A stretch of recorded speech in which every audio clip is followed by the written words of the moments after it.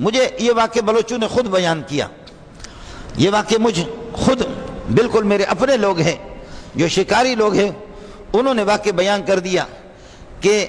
یہ جو آپ جائیں گے گوادر کی پٹی پر، یہاں پر آپ کو پانی میٹھا پانی نہیں ملے گا، پرندے بھی کھارا پانی نہیں پیتے، اور یہ جو درندے ہوتے وہ بھی کھارا پانی نہیں پیتے، کھارا پانی مضر اور نقصان دہ ہوتا ہے۔ تو دور دور کہیں کوئی چشمہ ہے معمولی سا، تو اس چشمے سے صبح سویرے اذان کے ٹائم پہ یہ درندے، بھیڑیا ہو یا دیگر یہ ہے کہ اللہ آپ کا بھلا کریے کہ جاندار ہو،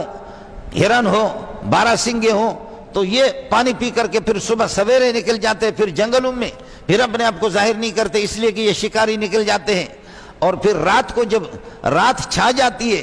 مغرب کے بعد آ کر کے پھر یہ کہ وہ پیتے ہیں اور پھر غائب ہو جاتے ہیں رات ہی کے ٹائم میں۔ دن کو وہ پانی پر نہیں آتے، ان کو پتہ ہے کہ ظالم انسان اس پانی پر آتے ہیں، ہمیں شکار کریں گے۔ خود شکاریوں نے وہ بات بتا دی،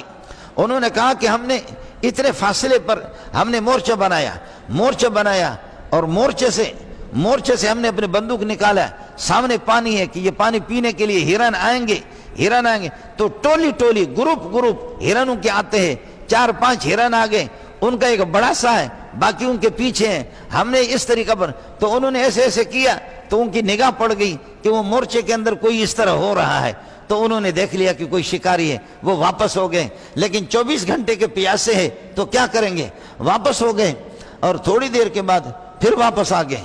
تھوڑی دیر کے بعد پھر واپس آ گئے، پھر ایسے دیکھ رہے ہیں، اور ان ظالموں کے کپڑے نظر آتے ہیں اندر سے کہ کسی طرح پانی پر وہ منہ رکھیں گے، پانی پئیں گے تو ہم یہ کہ بندوق چلائیں گے ان پر، اور پھر وہ واپس چلے گئے، پھر تھوڑی دیر کے بعد پھر آ گئے کہ یہ ظالم پھر بیٹھے ہوئے ہیں۔ اللہ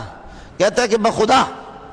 یہ ان شکاریوں کی گفتگو ہے، شکاریوں کی بات ہے جو بتا رہا ہے کہ بخدا اس طرح ہوا